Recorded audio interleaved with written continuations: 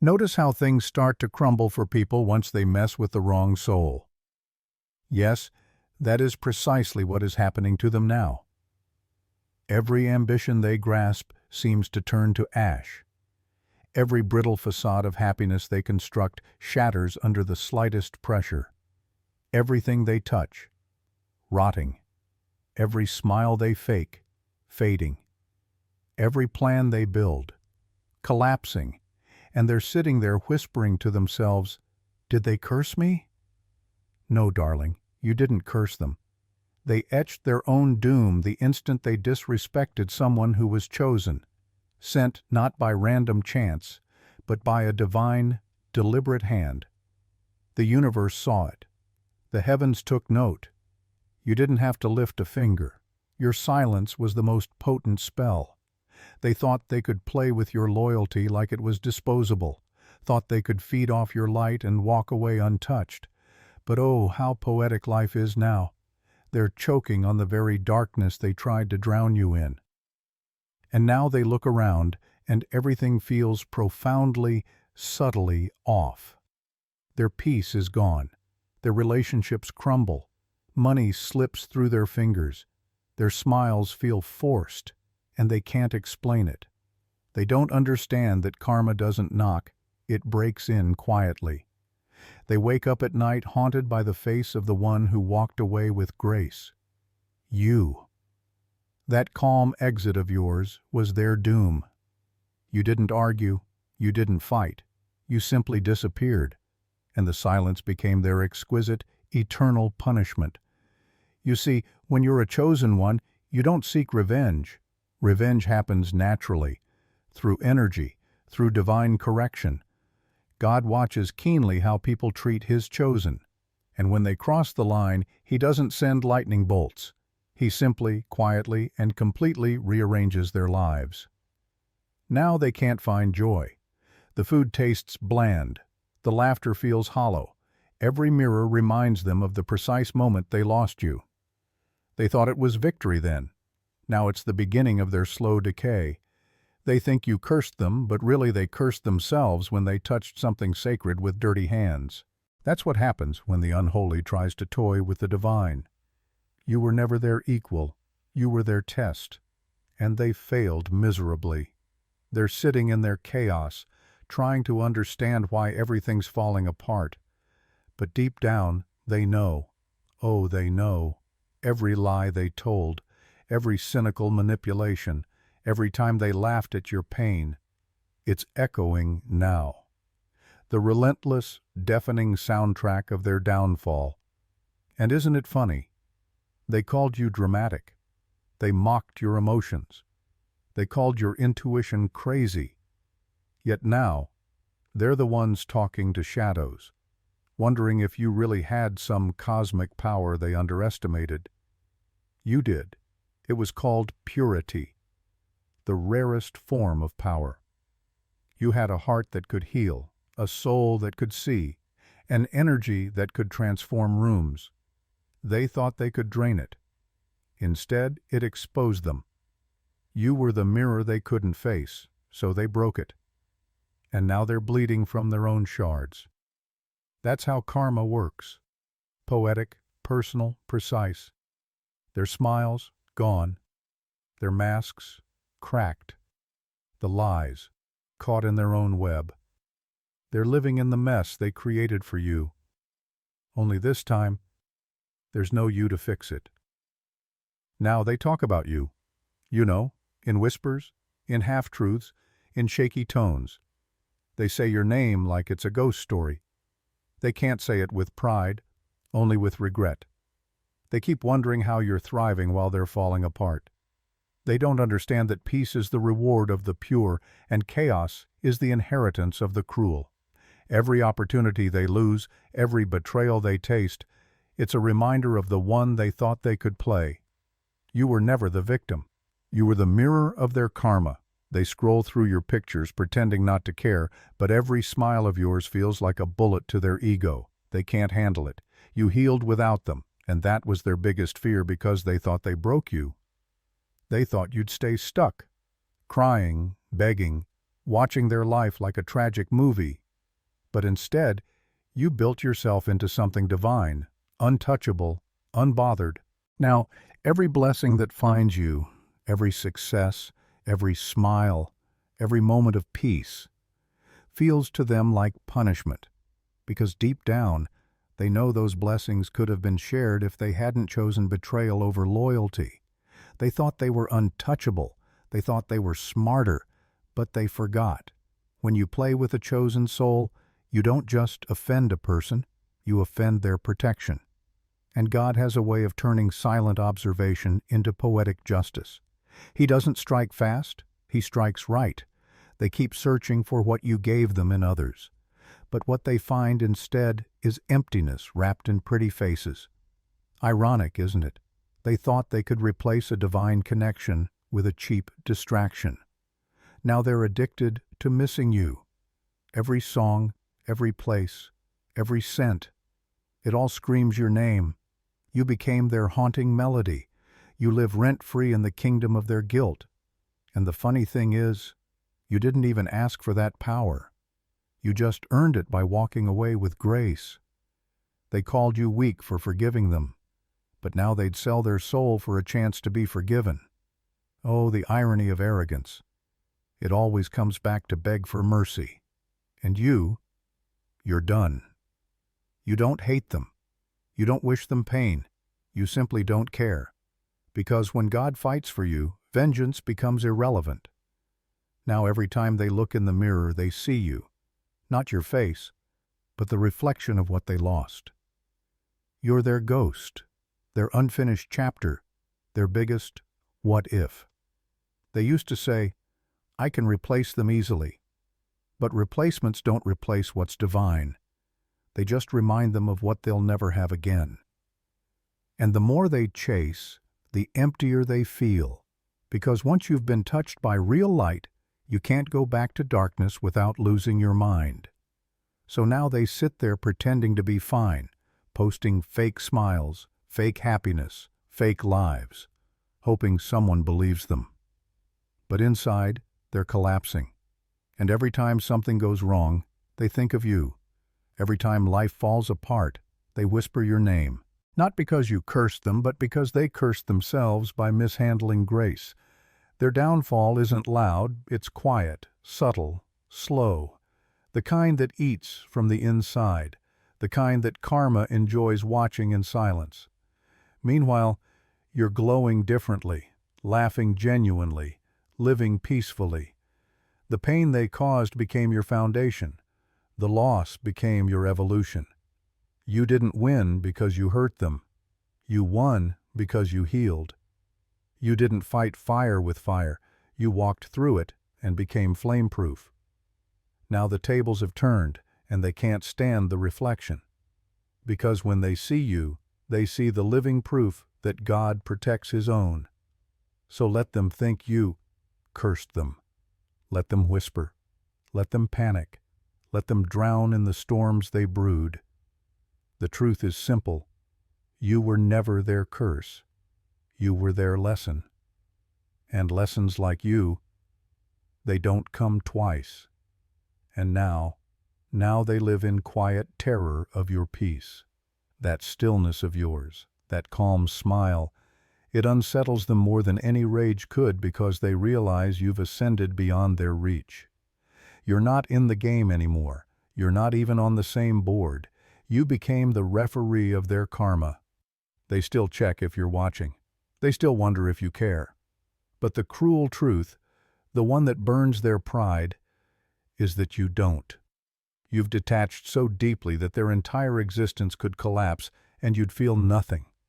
That's not revenge. That's evolution. That's what happens when a storm learns to find peace in its own thunder. You see, the universe doesn't forget. Every tear you shed was a prayer, and every prayer became an order. Now those orders are being executed, and they can't run from the consequences. They're trying to rebuild in the ruins they created, but every brick they touch turns to dust. Because divine justice doesn't need witnesses, so let them think you cursed them. Let them spiral. Let them drown in their own venom. You don't need to explain, prove, or defend. Because the greatest punishment isn't your wrath, It's your absence. The void you left behind is their eternal echo chamber of regret. And as for you, smile. That's your final act. Smile like the chaos doesn't scare you anymore, because it doesn't. You've danced with betrayal, sipped from heartbreak, and came out shining like sin wrapped in grace. That's your Joker moment. Not madness, but mastery. The calm in your eyes isn't emptiness, it's power, and they can feel it. So smile, not because you've won over them, but because you've won over the version of yourself that once needed their validation. That's the true miracle, isn't it? Not that they're suffering now, but that you don't need them to. Their downfall doesn't feed your ego. It merely confirms the balance of the universe. The same universe that watched you break quietly and rebuild louder than thunder. You became proof that destruction can be divine when it's followed by rebirth. You didn't crawl out of the darkness. They handed you the match, and you set the whole narrative ablaze. Now you stand in the ashes, unbothered, unscarred, untouchable. You've seen too much to ever go back to who you were before them. Pain polished you into prophecy, and now your peace preaches louder than their apologies ever could. They thought silence meant weakness, but silence was your transformation cocoon. While they were busy gossiping, you were mastering alchemy, turning every ounce of their betrayal into wisdom. And now, when you walk into rooms, the air changes. Not because you seek attention, but because your energy commands it. You carry divine stillness like armor, and it terrifies them. They can't comprehend how the one they tried to break became the blueprint for resilience. You are living proof that grace can roar, that kindness can conquer, and that peace can be the sharpest sword. They try to mimic your glow, but imitation collapses under the weight of authenticity. They can steal your words, your style, your image, but they can never duplicate your frequency. That's what haunts them most. They're surrounded by people, yet no one radiates like you did. Because you weren't a chapter in their story, you were the entire book they never learned to read. You taught them love, loyalty, depth. And they failed every lesson. Now, every new connection they chase feels hollow, like a replay of something sacred they ruined. You live in their conscience, not as a curse, but as a reminder that divine energy, once mishandled, doesn't return. And you stopped waiting for closure because you realized closure isn't something they give. It's something you create. You wrote your ending in peace, sealed it in silence, and let karma write the sequel. The beautiful irony is that their suffering isn't your revenge. It's their realization. Every sleepless night is an echo of your absence. Every unfulfilled dream is the shadow of the moment they lost someone pure. You've become the haunting they can't exorcise, not because you linger, but because your energy became their conscience. They feel you in their failures because you were the light they chose to mock. And now they live in perpetual twilight, too dark to be happy, too guilty to heal. See, that's the difference between you and them. You learned, you evolved, you grew roots in storms meant to uproot you. They, on the other hand, are still running from the same demons they fed. You transformed your wounds into wisdom, your heartbreak into high ground, and your loneliness into liberation. Now your peace isn't fragile. It's forged. You don't chase closure because you are closure. You don't seek revenge because your energy already avenged you. You don't explain your worth anymore because the universe does it for you. Through every blessing, every opportunity, every inexplicable glow-up that leaves them speechless. And somewhere deep in their regret, they'll whisper your name, not out of anger anymore, but out of awe. Because one day it will hit them. You weren't trying to win, you were trying to love. You weren't trying to hurt them, you were trying to heal them. And they mistook your compassion for weakness. That's the tragedy of their story, and the triumph of yours. You'll keep rising, not out of spite, but out of sacred purpose. Because souls like yours don't seek vengeance. They become living proof that divine justice exists. So let them sit with their ghosts while you dine with grace. Let them wonder how your peace remains unshaken while theirs crumbles. Let them try to rebuild what they burned. You owe them nothing, not an explanation, not a glance, not even hate. Your existence is the sermon, your peace the prophecy, and your evolution the warning. You are not their karma. You are the reason it found them. And now, as the dust settles, remember this. Your story isn't about what they did to you. It's about how you rose anyway. Because in the end, the greatest revenge isn't their downfall. It's your divine rise. You are the calm after the chaos, the storm that learned mercy, the echo of justice wrapped in grace. And as you walk away for the final time, the universe bows quietly, not in pity, but in recognition. For you have mastered what few ever do, the art of being untouchable in a world that once tried to destroy you. And that's the beauty of it. You didn't just survive, you transcended. You became something far beyond their comprehension. You no longer speak the same emotional language, no longer breathe the same kind of air. You exist in a frequency so pure that only truth can reach it. And lies dissolve before they ever touch you. That's why their presence no longer registers. You've evolved beyond the version of reality they still cling to. They live in cycles, repeating their mistakes, worshiping their own illusions while you've stepped into a timeless current where everything broken in you became sacred. They can't follow you there. They can only watch from a distance as your peace becomes the living monument to everything they mishandled. Now they're surrounded by noise, meaningless chatter, shallow validation, fleeting distractions, but none of it fills the void your energy left behind. It's almost cruel in its poetry. They craved attention while you craved connection. They got what they wanted, and it's empty. You got what you deserved. Freedom. They were obsessed with being seen. You became invisible and unstoppable. They performed for the world, masking pain with smiles, while you move quietly, leaving ripples of peace that the universe itself honors. That's the difference between them trying to heal through imitation and you healing through transformation. They fake new lives.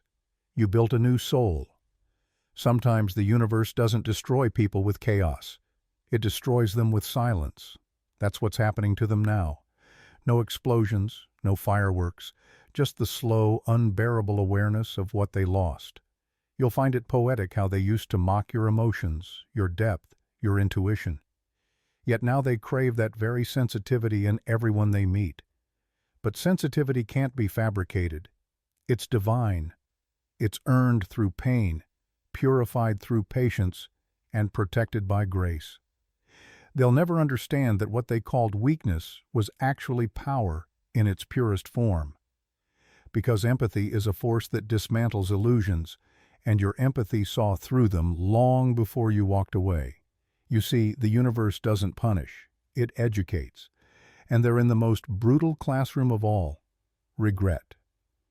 Every person they meet now will mirror the pain they caused you.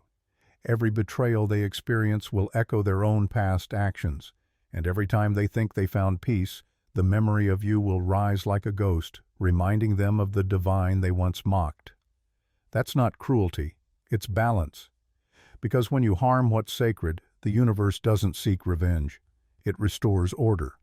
And that restoration often looks like everything falling apart until the lesson is finally understood.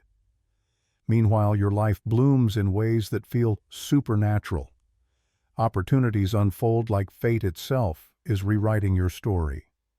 People who see your light, who honor your essence, begin to appear.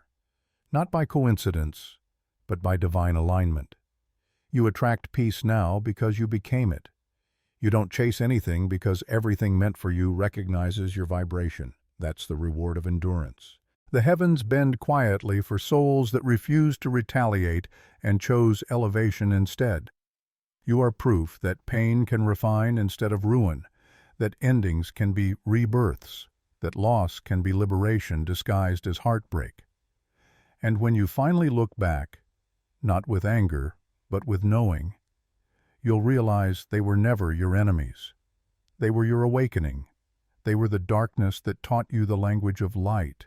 Without their betrayal, you would have never learned the depth of your own strength. Without their deceit, you would have never known the beauty of your discernment. They were the test, but you were the lesson. Their purpose was never to stay. It was to push you into the version of yourself that no longer needs them. And that's what they'll never forgive you. For, not for leaving, but for outgrowing the cage they built for you and flying beyond their imagination. Now you walk through the world differently. Softer, yet stronger. Kinder, yet wiser. You've mastered the art of detachment without bitterness. You've learned that peace isn't the absence of chaos. It's the refusal to participate in it. You smile not because everything is perfect, but because you finally understand that everything that happens to you is for you. And that realization makes you unstoppable. You no longer wait for closure, for justice, for apologies. You've become all three. You are the living embodiment of karmic poetry, grace disguised as consequence, healing disguised as power, silence disguised as thunder. And that's the final irony. They thought they were destroying you. But you were never the one on trial. They were. Your pain was the evidence, your silence was the verdict, and your evolution, that's the sentence. Because the universe doesn't need your anger to deliver justice. It only needs your alignment. So stand tall, stand holy, stand whole. You are no longer the one they left behind. You've become the person you were always destined to be. The chosen never chase revenge. They embody it through peace. And that, my dear, is the kind of power no darkness can ever dim. If these words spoke to your soul, let them move you into action. Share this message with someone who needs to remember their strength. Subscribe to join a community that celebrates depth, healing, and quiet power. If you feel called to support this space, consider becoming a channel member or leaving a donation. Every act of support sends a ripple through the universe's language of gratitude, because now, more than ever, the world needs souls who truly understand. Remember, the most profound transformations happen in silence, and the greatest revolutions begin within. Thank you for being here. Until next time, keep rising.